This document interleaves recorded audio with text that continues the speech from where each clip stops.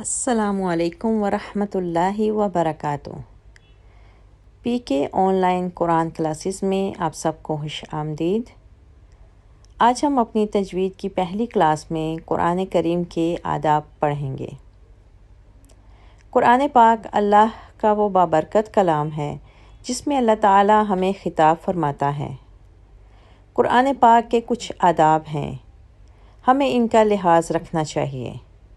ان آداب میں سے سب سے اہم ادب یہ ہے کہ ہم قرآن کو بغیر وضو کے ہاتھ نہ لگائیں۔ قرآن پاک میں اللہ تعالیٰ کا ارشاد ہے، لا یمسہ الا المطہرون، نہیں ہاتھ لگاتے اس کو مگر پاک لوگ۔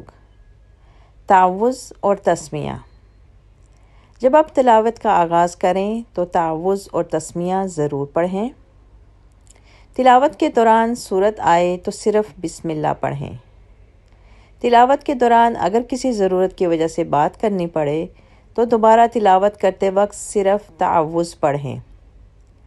تلاوت کے دوران سورت توبہ آئے تو تعوذ اور تسمیہ کے بغیر تلاوت کو جاری رکھیں۔ تلاوت کے ختم کرنے پر صدق اللہ العظیم پڑھیں۔